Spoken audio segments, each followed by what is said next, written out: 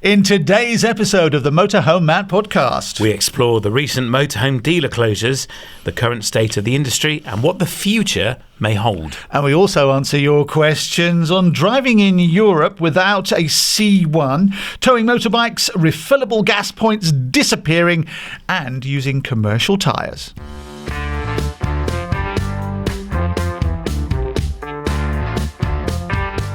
Welcome to the Motorhome Matt Podcast. I'm Keith Gooden. And I'm Motorhome Matt. Industry insights, expert advice for the world of motorhomes, caravans and campervans, brought to you by thatleisureshop.com. Now, please do remember to follow on your favourite podcast app. And please make sure you subscribe and hit the bell on YouTube, brought to you by arabasecreative.co.uk. It's time for the regular Warner's events feature here on the Motorhome Matt Podcast. And I'm joined today by Michael from Warner's and Darren, the Urban Motorhome. Hi, guys. Good morning. How you doing, Darren? I'm good. How are you? I'm very well. So this week we're heading to the Shepton Mallet Royal Bath and West Showground, my home territory, for the Southwest Motorhome and Campervan Show. Michael, this is a big music event. It's a Guitar Legends weekend. Tell me more. Yes, so this show, all the music celebrates guitars. So it's all not particularly heavy, but a bit of everything. And the headline at this one is Andy Scott's Suite. Going to be fantastic. Have you heard of Suite, Darren? Sweets. I've heard of sweets. Way before your time. Yeah. Now, Darren, this is also a big weekend for the Advice Centre. We've got 18 free talks. Can you tell us a little bit about what people can expect to see for free? There's going to be loads going on. There's buying advice for motorhomes, campervans. You've got advice if you want to live in a van and travel. We've got Europe talks. There's solo female talks. There's electrical talks. There's talks about anything and everything. And I'm doing a Europe one, so that's going to be good. I've seen your Europe one, and it is brilliant. It's hilarious. It is unique. It's like no one else could deliver a talk on going to Europe. It's brilliant. I love it. Thank you very much. Now we've got talks on getting Wi-Fi on the move, which I'm doing, and my co-presenter Keith Gooden is going to be there on the Saturday. We hope to, and we'll be doing a live Q&A session, which we'll use for a future broadcast. Plus, on the Sunday, we will have some industry big hitters joining me on stage for a head-to-head where we'll be talking about what's going on behind the industry and in the future over the coming year. So it's going to be a really interesting session, that one. I'm looking forward to it. So, Michael, tell me a bit about this trade show itself. We've got loads of dealers and exhibitors as well. What can people expect? Yeah, so there's over 30 local and national dealers attending, which will obviously have the new motorhomes and campervans and used campervans and motorhomes. Then I think there's about over 100 accessory exhibitors, including yourself. Yep. So you can pick up that. We've got our manoeuvring courses here. So you can have free motorhome manoeuvring courses.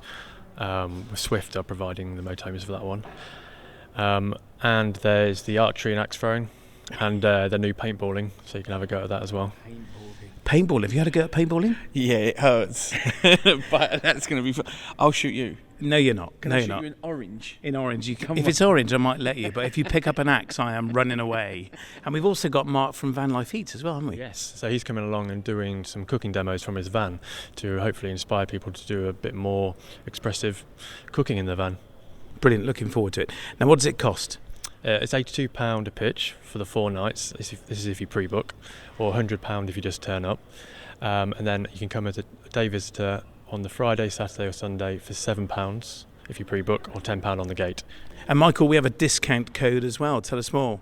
Yes, so with your code you can get it on £6 when they pre-book against the £10 on the gate. That's amazing. So use the code Motorhome Matt when you pre-book, and it's just £6 for a day visitor ticket. You can find out more about all of Warner's shows, including the Southwest Motorhome and Campervan Show at the Royal Bath and West Showground. Just head to mhmp.info/Warners. Darren, Michael, thank you both.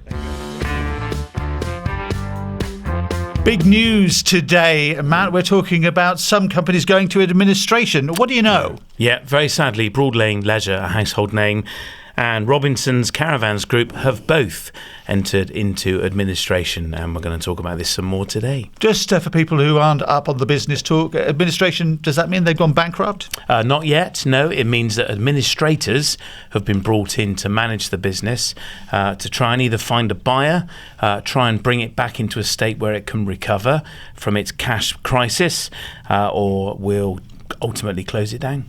Yeah, and they're trying to save jobs as well, and that's the important thing too.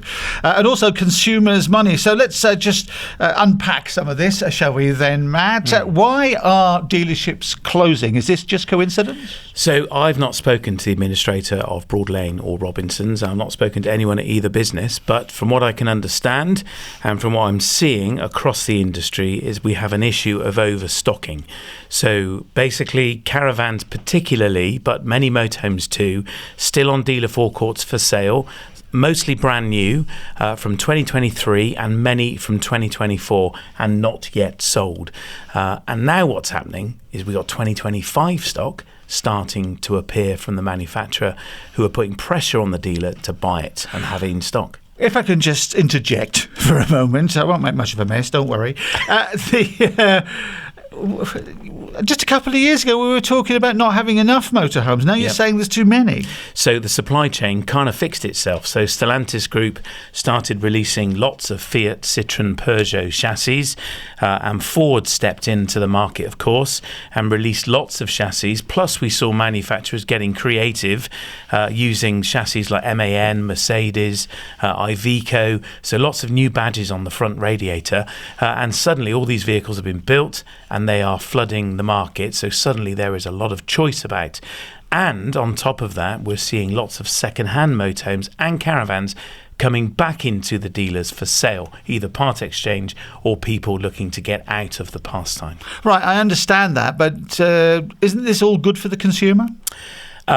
Yes, potentially it could be. That's very true. And why? Because it means they've got lots of choice, and it does mean dealers are discounting. So the dealers are being driven to a point where they start putting discounts on new vehicles. Some of those discounts are being funded by the manufacturer. So Adria, for example, you said you saw one this morning in your Facebook feed. Yes, there's an advert for the next couple of weeks. They're offering, are they offering extras or money off? One or the other. So about it's £5,000 worth. £5,000 worth of a pack on any brand new motorhome bought in the next time frame of a few weeks' time. So a great chance to save some money. There's the benefit for you, the consumer.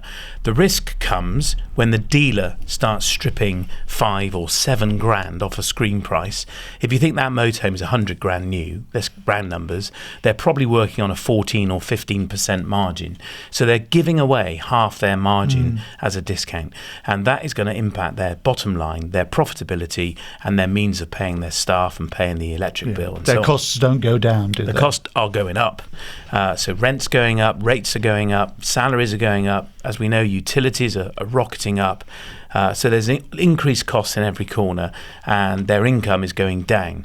But what the dealer is having, many are having no choice, is to discount to try and sell in order to make space, physical tarmac space and funding space in order to buy the 2025 stock that is starting to become imminent as well. I'm with you.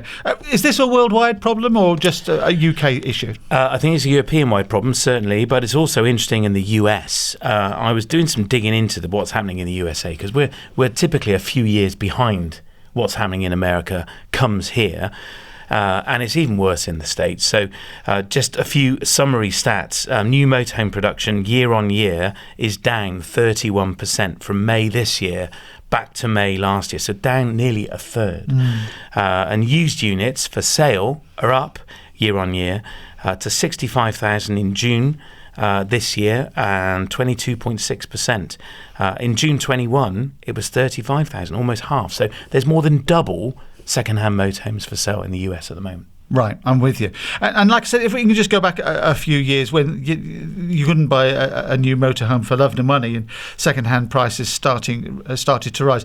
Has this got anything to do with the pandemic/Ukraine war issue that was affecting the market, or is this entirely different? I think there's a bit of a perfect storm going on. So we're on a journey, aren't we? And these things are cyclical. It wasn't that many years ago sales were being suppressed because of Brexit and the uncertainty of tariffs.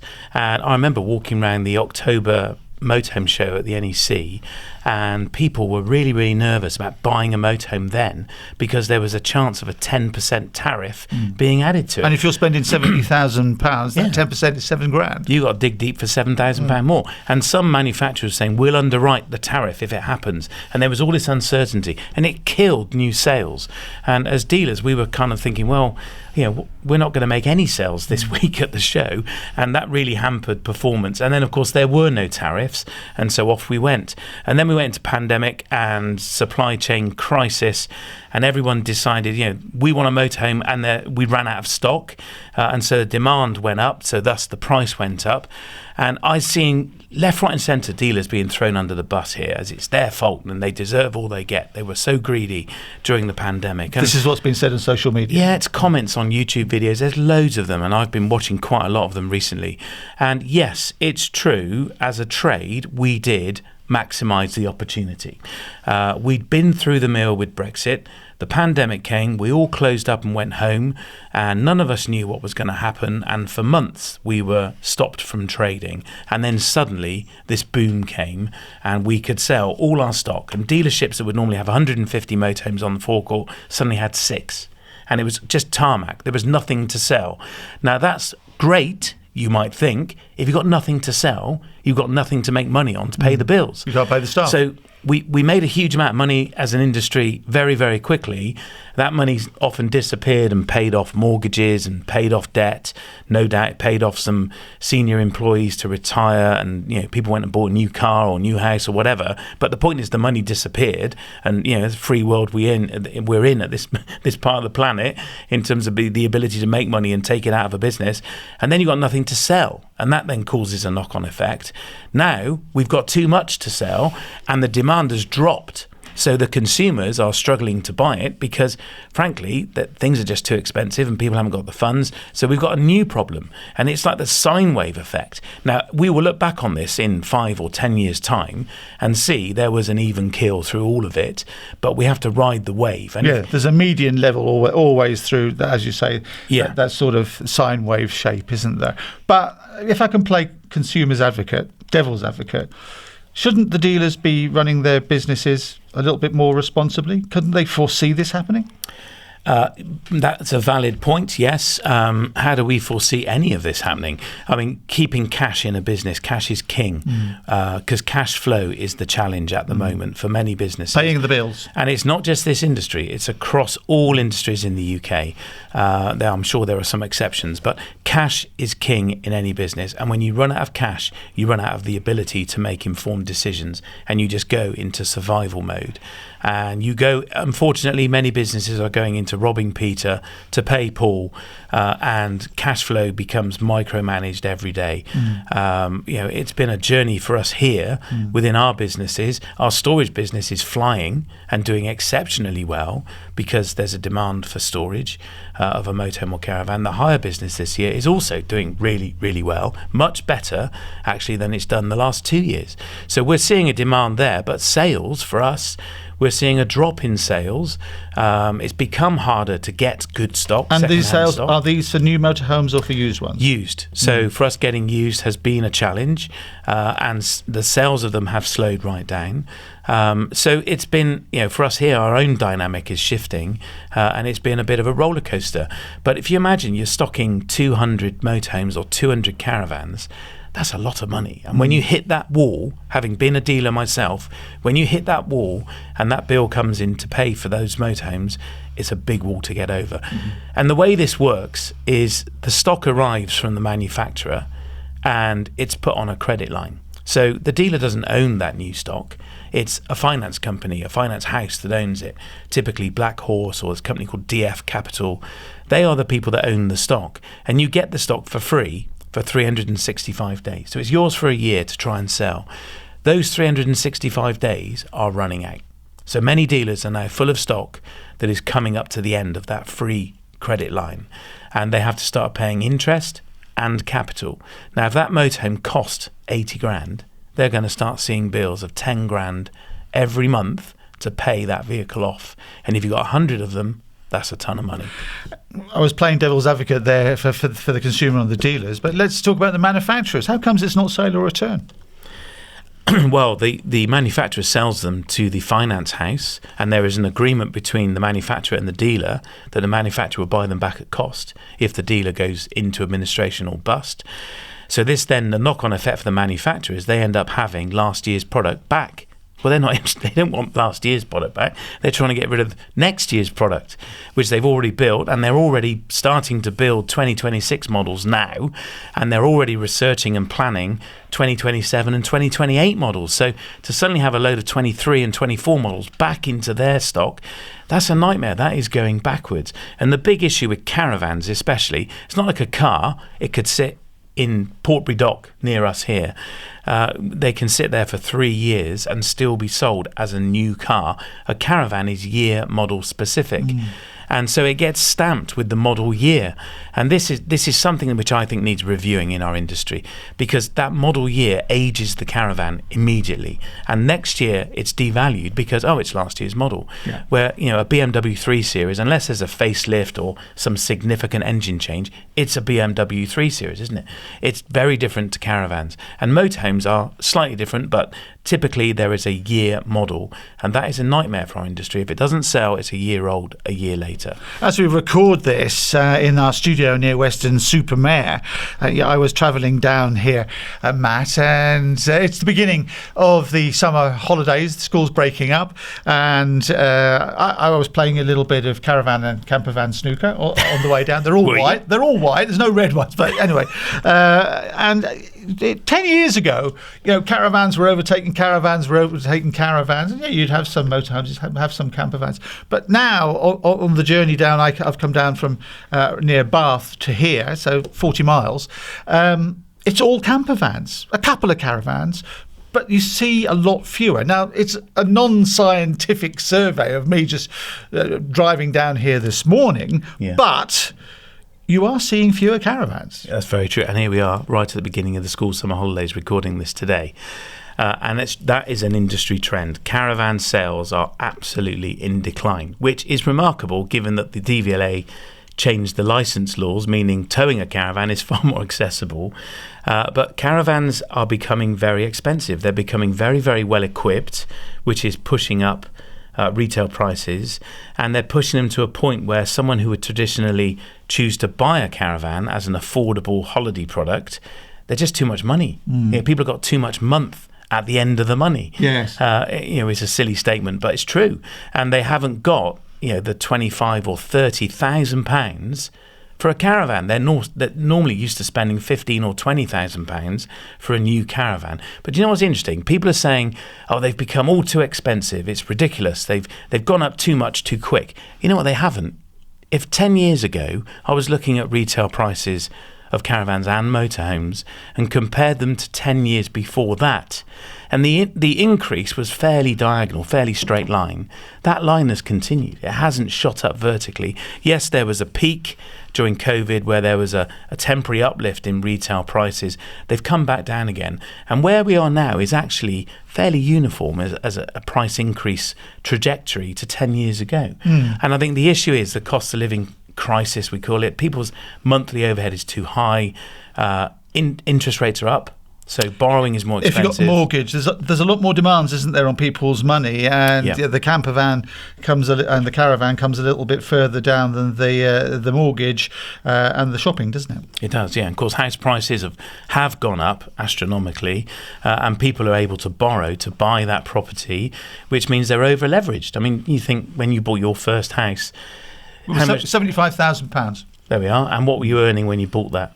Oh, can you remember? You couldn't get a mortgage unless you were earning £2,500, 2.5 times monthly income, could you, for the mortgage? And we were paying £6,000, so I must have been earning a minimum of £2,000. I think it was any more than that at the time, but it was 2.5 times your monthly salary, plus if you're married or living with somebody, their salary times 1. But these days, that same house that I bought for £75,000, it costs £275,000 more, and salaries haven't gone up by the same. Exactly. So I don't know what an average household salary is these days, but it's probably less than 30 grand. I think it's just about tipping 30. But now it's 10x, isn't it? But 2.5 times that it doesn't add up to £275,000. Exactly. So now, in order to buy that house, it's 10x your salary. Yeah. So we're over-leveraged on borrowing, which otherwise you can't buy a house. And that affects your monthly income, doesn't it? Yeah, because you're paying more out for your mortgage. And then, of course, interest rates go up, and mortgage payments go from £1,000 a month to suddenly £1,500 a month or more. And, I've heard all sorts of stories of people's mortgage payments doubling. That has a massive knock-on effect to your affordability of a motorhome, a caravan. And the other really sad thing that is impacting all of this, I see the feedback in the comments, is the way people are chastising. The consumers are heavily criticising the quality of the product. And in the US, there's lots of feedback that consumers are saying, I don't want to buy a new one. I can't be doing with the hassle and the aggravation of a new one. I've just rattled through all my issues under warranty with my current one. If I buy a new one, I'll be back to the dealer 20 times having it all fixed.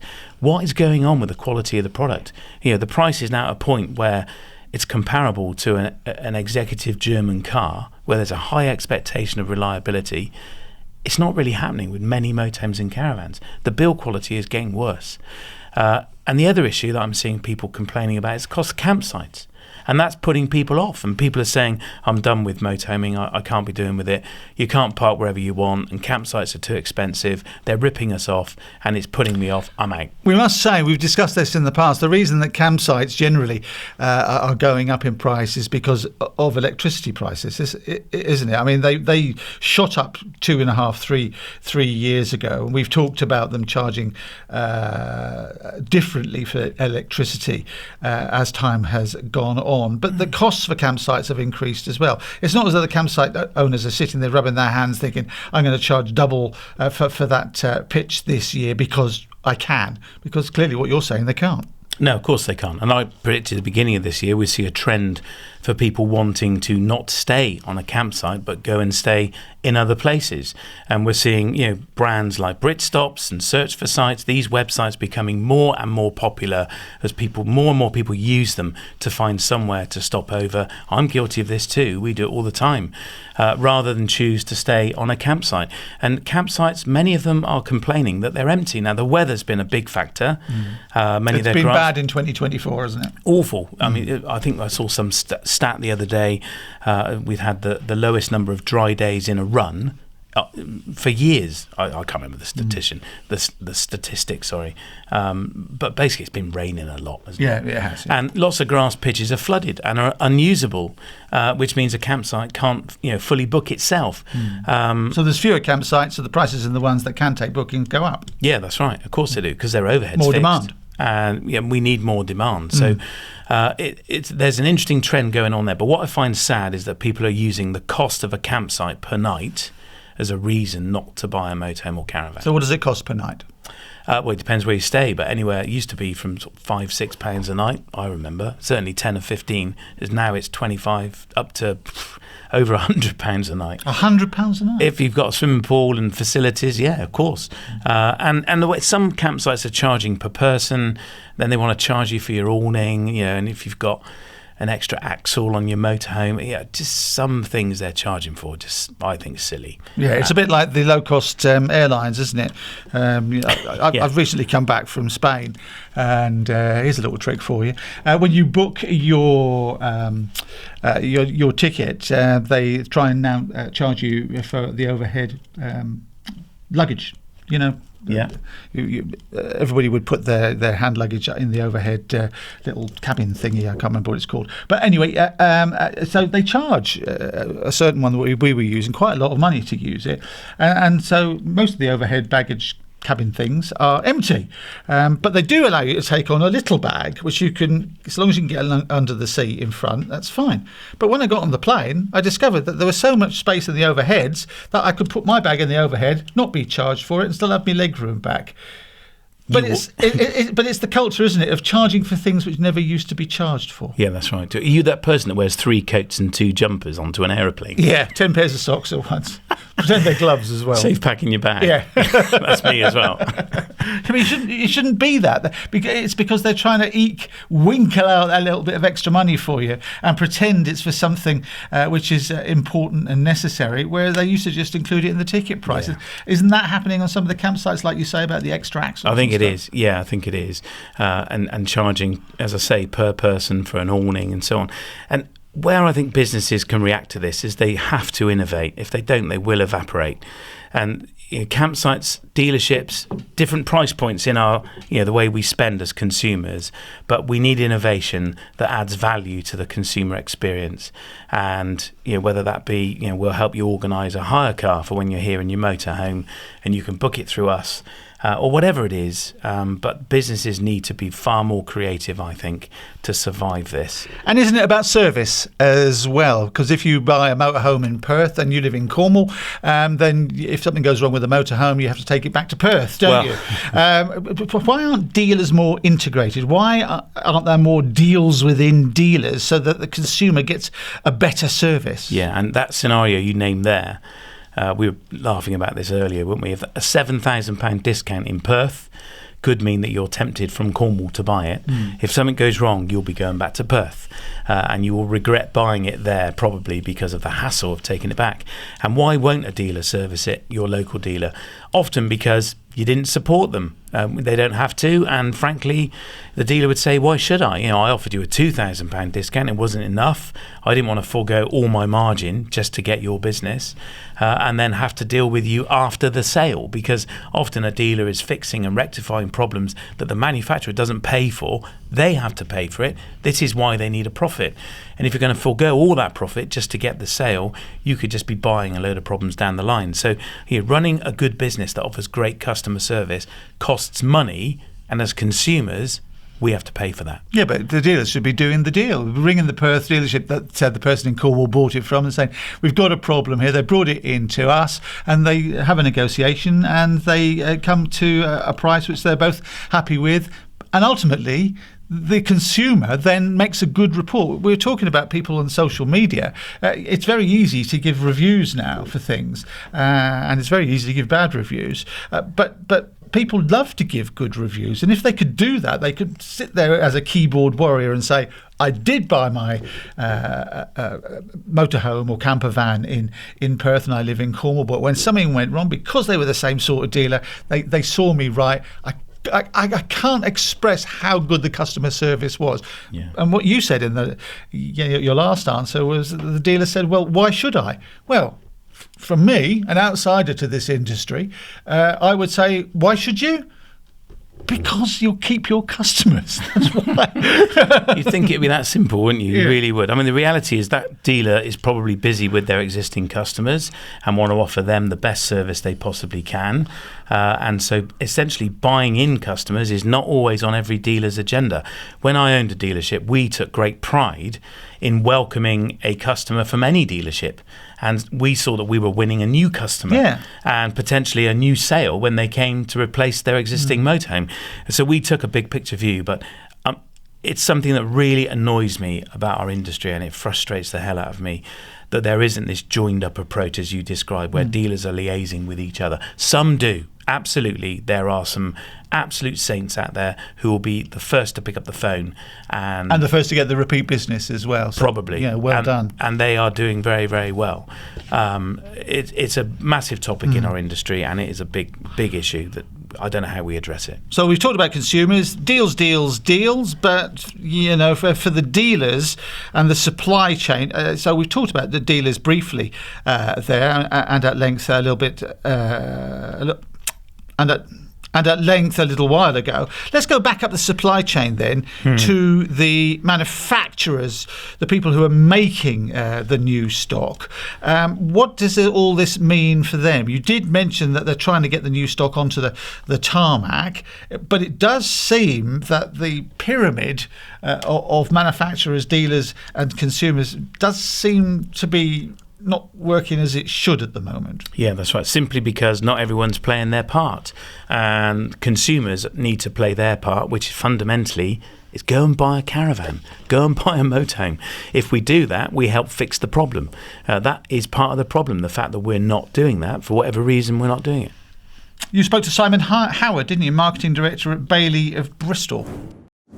Simon, thank you so much for joining us here on the podcast and really appreciate your hopefully honest answers to this discussion.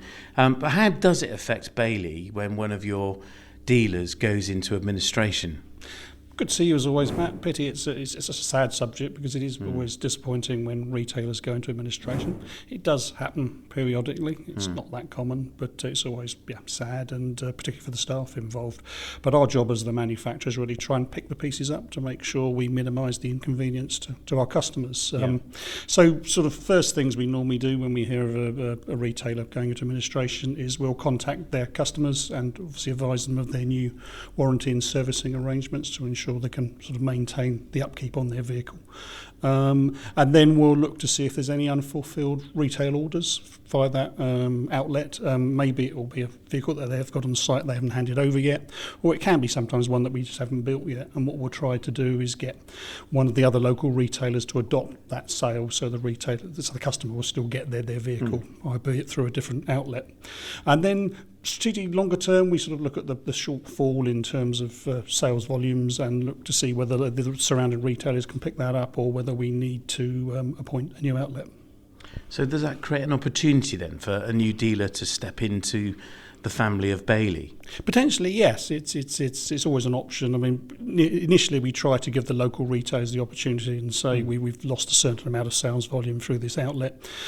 Do you want to increase your Bailey intake? And if they say yes, great. If they say no, then we will look at other options, because obviously you want some geographical coverage, not only to maintain the sales volumes, but also to give the customers the servicing and warranty option as well. Yeah. So what happens to the stock then that isn't allocated to a customer that's left in that dealership in administration? Okay.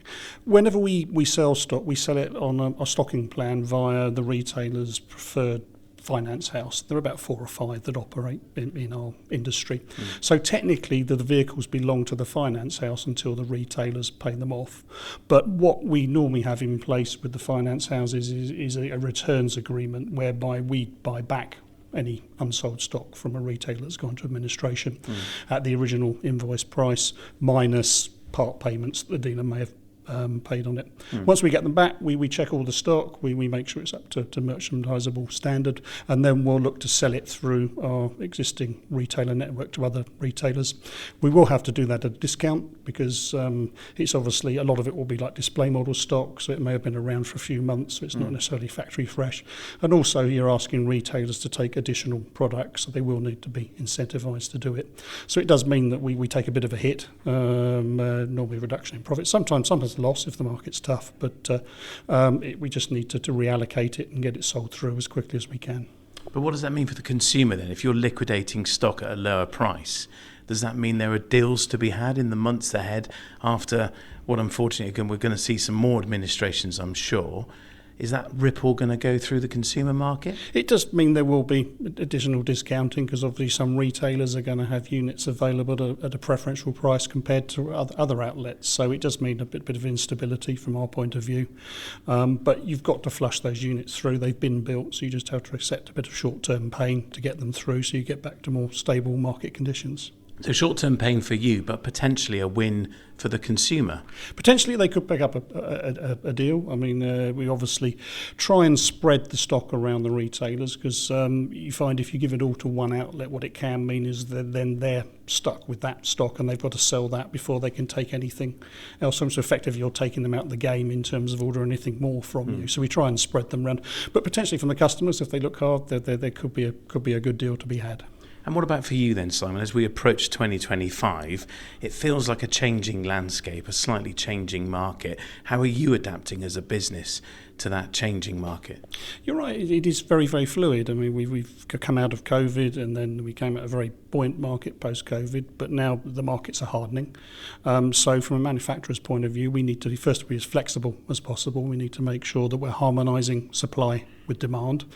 And we're helped a little bit now because we're a 3-product company. We make the Caravans, the Motorhomes and the Campervans. So if one market is performing better than the other, we can invest more resources in that area and reduce our commitment in others. But what we can't do is have a plan that sets in stone how many we're going to make of each and everything each year, because you will end up with stock that's perhaps not wanted at the end of the year. So we try and make what people want, and that's monitoring the retail sales. So that's really important. And the second thing we have to do is we've got to be innovative. We've got to bring out new products, because we've got to give people a reason to look to buy, either for the first time or to upgrade the vehicle they've got. So we've got to be innovative. And we've got a lot going on in 2025. We're upgrading 3 of our core ranges, 2 Caravans and 1 Motorhome. And also we're expanding our campervan portfolio. So we've got a lot of new product coming to the market, and hopefully that will just incentivise them to stick their hands in their pockets and invest in a new Bailey vehicle. So will Caravans remain a big part of Bailey into 2025? Oh, absolutely. I mean, it's still by far our biggest vehicle in terms of production. We're probably about 3 to 1 Caravans to Motorhomes still. Right. Bearing in mind we have been making Caravans since 1948. We're relative newbies to Motorhomes 2011, and Campervans was last year. So Caravans is still a big part of our business going forward. But we, at the moment, certainly the motorised sectors are growing faster, and we've got to increase our offering in that area. So Campervans was the latest addition, but we've got to make sure that we have a good selection of coach builds and campervans for people to buy, because that's certainly the growth area for the business going forward. Well, the new Adamo, the layout's amazing. It's very nice. And the campervan range is very impressive. And I'd say it's a very exciting time for Bailey as you step into next year. And I think you're in a very strong position, can I just say? Thanks very much, Matt. It's very kind of you to say so. Hopefully the customers will feel the same when they look at the product. But, new and existing. I mean, this is as much about getting existing people to spend money as it is about attracting newbies to the pastime, isn't it? Absolutely right. I mean, your core customers, that's the simplest new sale is giving them a reason to change. Yeah. But with prices going up, you've got to offer them a genuine reason to change, rather than perhaps just changing the upholstery or the graphics on the side. You've got to come up with some genuine improvements, so they can look at that and say, yeah, that's a step up from what I've got. Where do I sign?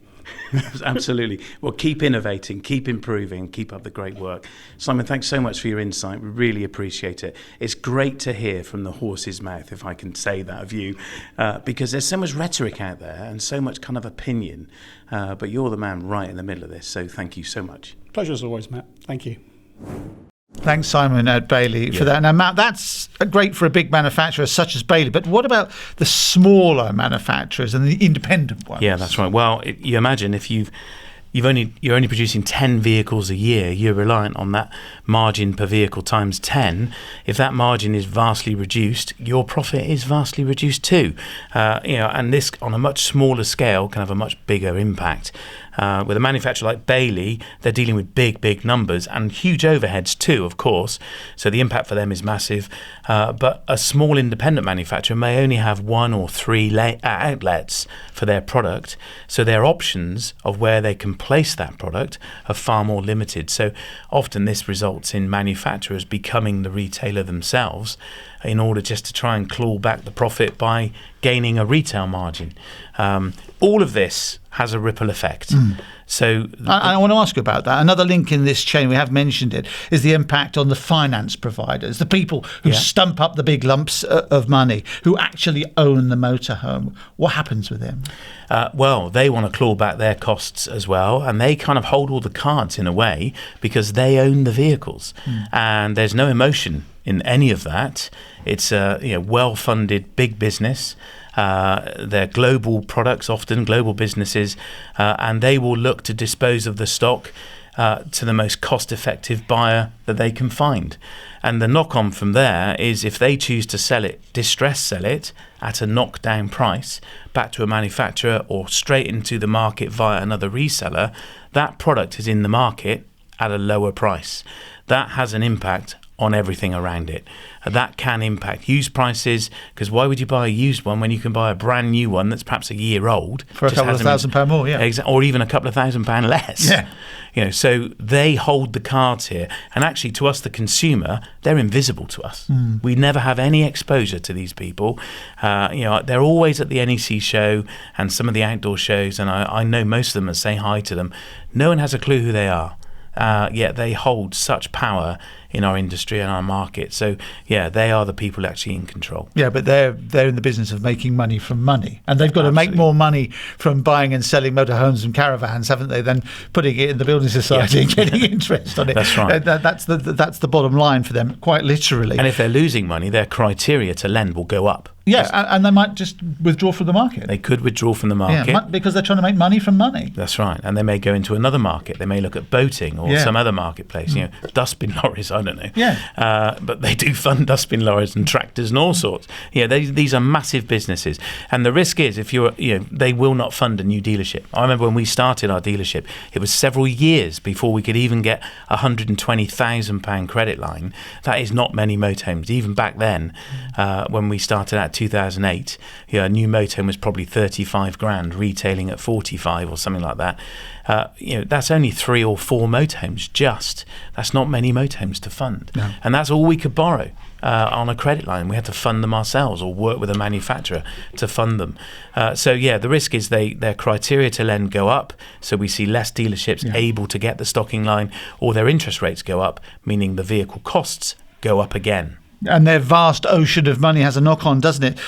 How would it affect manufacturers getting parts and chassis, for instance? Yeah, absolutely. I mean, that's been a nightmare for years, hasn't it? And it just means that if the margin isn't in the vehicle when it's sold, it has to go into the parts and the aftercare and the supply of parts afterwards.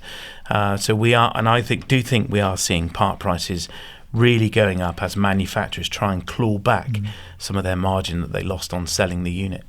Yeah. So what we're talking about here ultimately is a contraction of the market, isn't it? And if we're not buying in quantity, that will mean one of two things, wasn't it? The price will just keep rising because there's fewer being made, and therefore the unit cost goes up. And if the finance, as we've discussed, has got pressure on it as well, the cost of borrowing money is going to go up. So the market contracts generally, and this is why people are going out of business, isn't it? That's right, yeah. And we become a self-fulfilling prophecy as an industry. We bring it on ourselves. And the answer is we need to keep the wheels moving. We need to keep commerce moving. We need to be supporting each other as parties in this supply chain, from the manufacturer to the lender to the dealer and to you, the consumer. Everybody has a part to play. As I said earlier, the way you can help this is to go and buy that used or new motorhome or campervan. If you're thinking of doing it, go and get the deal you want. Consider where it is. Consider that Cornwall-Perth example that we played earlier. Have a conversation with the dealer and say, well, if something goes wrong, what are you going to do for me? Yeah, as we've said before, it's all money talks, doesn't it, if there's a warranty claim. But play your part, and we need to keep these wheels rotating. Yeah, we do. But one thing we have to keep in mind, Matt, is, and you very eloquently said how it affects their different businesses down the chain. But as a consumer, I want more power for my pound, don't I? I want maximum. I'm not a charity. I'm not going to fund a dealership just because they should be there. The dealers, the manufacturers have got to give me value for money. They absolutely have. And we all need to take responsibility for that. And manufacturers do too, in the quality of the product they're providing and the support they offer the dealer and thus the consumer after the sale. You want power for your pound, you need to think about the whole lifetime ownership of that vehicle and the power you want for that pound during your ownership. Yes, you can save a few quid when you buy it, but if that's going to mean a load of hassle for you while you own it, trying to get it fixed and travelling to Perth from Cornwall, then that's going to be a real hassle for you, and you're going to fall out of love with that vehicle very quickly. If you could do a deal with your local dealership and say, look, I've been offered this, it's much sharper than your deal, what can you do? Have a conversation with them and talk about that lifetime ownership and talk about how you would use them for your servicing and commit to it. If there's a service plan on offer, do a deal that includes that. The dealer knows they're going to keep you as a customer, you're going to keep coming back, and yes, they are going to take you out of the market, but they're going to keep you as a customer for the next however long you own that vehicle. It's the Motorhome Matt Podcast. I'm Keith Gooden. And I'm Motorhome Matt. And it's brought to you with thatleisureshop.com. It's our Q&A, our questions and answers. And first of all, we're hearing from Eddie Watkins.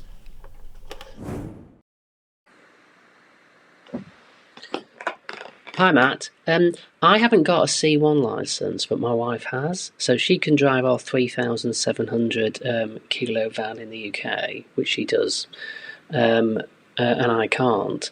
But But you did a video, an audio video thing on the EU upgrading the weight limit to 4,250, which is pretty much going to be ratified, isn't it, in the next few weeks? My understanding it is. So would that mean, I know the UK may do that, which would sort me out, but that would be months after, wouldn't it? Yeah, we don't know. But assuming the EU did, but the UK didn't, would that mean that my wife could drive the 3,700 kilo motorhome to, say, Plymouth, right? And then once we got to France, right, yeah, I could then drive it in France because Europe has got a 4,250 limit.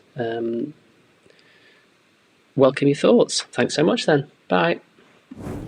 There you go, Matt. So the question is, can you box clever when you're driving and your weight limits across the UK, GB and Northern Ireland and mainland Europe? The answer is no. Not really? Simply because your licence is issued in the UK. Therefore, you're driving under the terms of that licence. Doesn't matter where. You could be in the USA, you could be in France, you could be in Italy. You've got an English or UK driving licence. Therefore, the restrictions imposed on you come from the country of origin. So even if the EU do change the licensing laws, let's hope they do, and rise the limit to 4,250, unless the UK government adopt that same ruling, you cannot adopt the European one unless you were to apply for a European driving licence, of course. Thanks very much, Eddie. Vince Knight is from Worthing. He's written to us, Matt. I'm playing catch up on all your amazingly informative YouTube podcasts, but I jumped forward the one about A-frame trailers as I've seen so many bloggers talking about this issue. So have we. My question is, does all that was said regarding cars apply to motorbikes as well? We intend to buy a motorhome very soon when we retire and live in it full time and want to use a motorbike for getting around all over the EU and UK. Hope to hear back from you soon. Keep up the brilliant podcasts. Thank you, Vince. That's great. I'm intrigued, though, how you would tow a motorbike on an A-frame. So motorbike's just going to fall over, isn't it? I mean, the A-frame will help hold it up. There are ways of putting a motorbike behind a motorhome, which makes them exempt from the towing rule using an A-frame because the wheels aren't on the floor. You either put the motorbike on a trailer or you can put it on a bike lift across the back of the motorhome, provided the bike's not too long. You don't want it sticking out either side.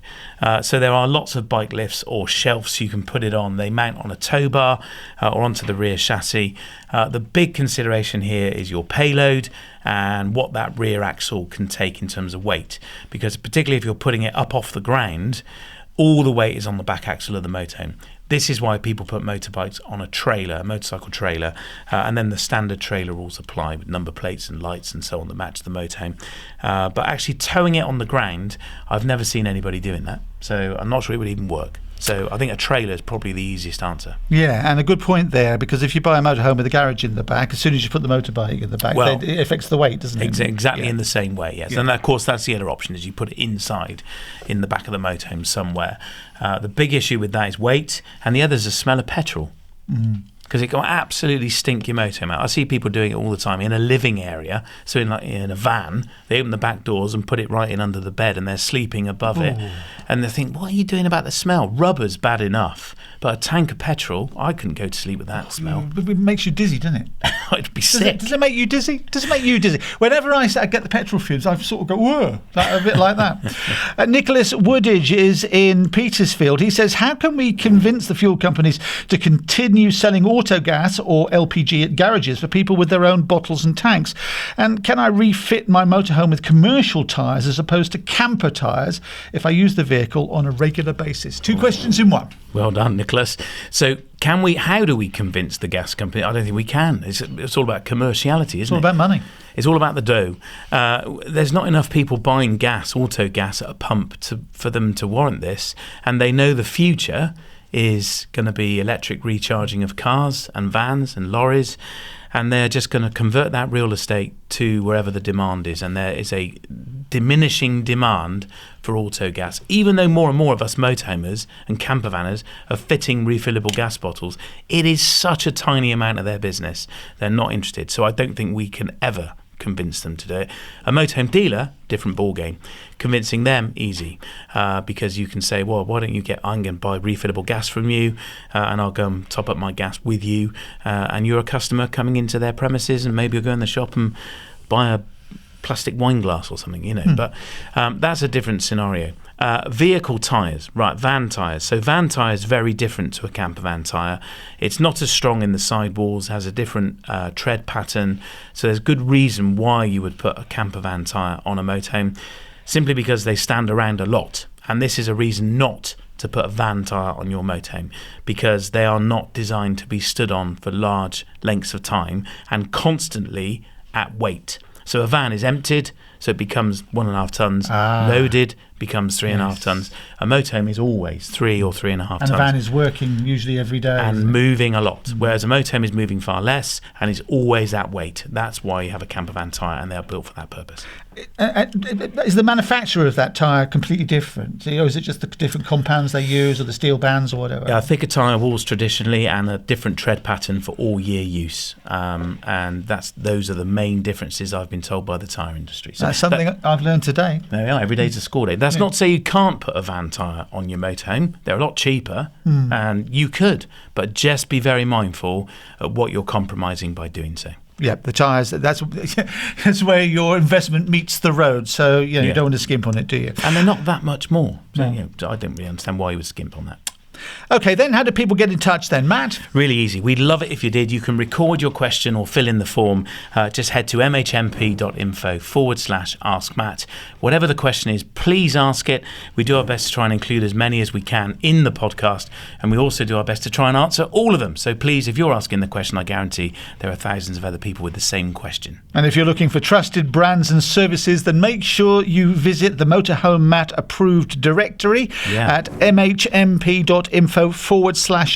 That's mhmp.info/approved. I just want to say a massive thank you to the people that have given us such wonderful feedback on this project.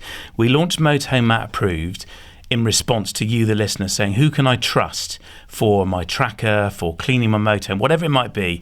And I've used loads of these products and brands for years, and it's been a massive hit. So for those of you that have found it useful, thank you so much for passing that back to us. If you are finding it useful, please let us know. If you're not, we want to know as well. And if there are brands you think we should be including, tell us too, because we'd love to reach out to them, see if we can get them involved. Tell us about YouTube then, Matt. Dead easy. It's sponsored by arabasecreative.co.uk, a lovely bunch of people. Make sure if you're there, you hit the bell and hit the subscribe button, and then YouTube will tell you when we bring out a new version of the podcast on video.